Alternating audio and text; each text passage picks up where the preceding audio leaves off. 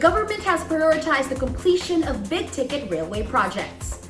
More Informed takes a look at the status of some and the challenges of completing them in COVID-19 pandemic times.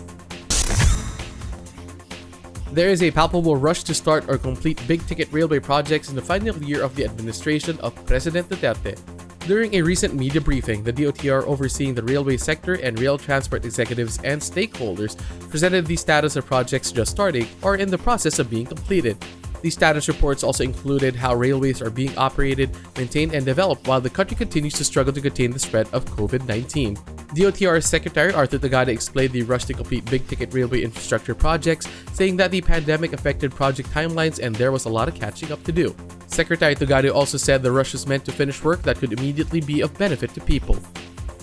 One of such big-ticket railway projects is the North-South Commuter Railway or NSCR of the PNR. According to PNR General Manager June Magdo, work on the first of three legs of the NSCR, the Clark Phase 1, has progressed 43% as of January 2021.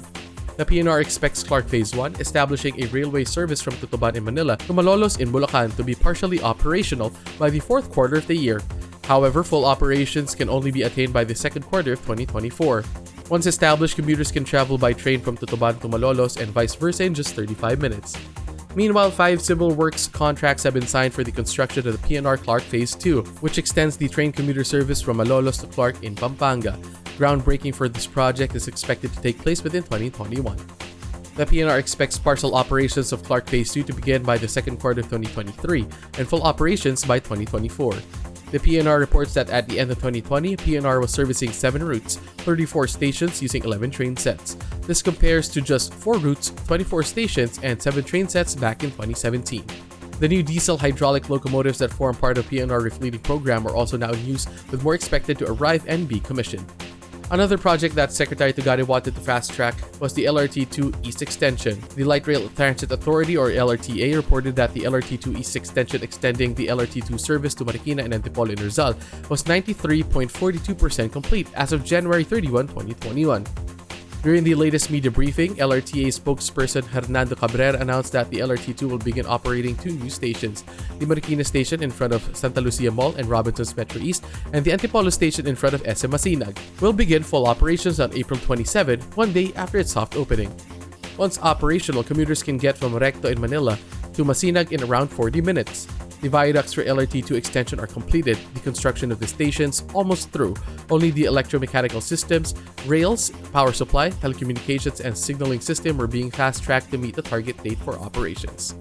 The DOTR is also happy with how massive the MRT3 Rehabilitation project has worked out, even with the challenges of maintaining strict health protocols under the COVID-19 pandemic. The MRT3, like all operating railway services, were forced to stop operating early during the lockdowns. But even during the lockdowns, Japanese maintenance contractor Sumitomo Corporation and Mitsubishi Heavy Industries continued working on the MRT3 Rehabilitation project. In doing so, the replacement of all worn-out tracks on the main line of the MRT3 were replaced 2 months ahead of the December 2020 schedule.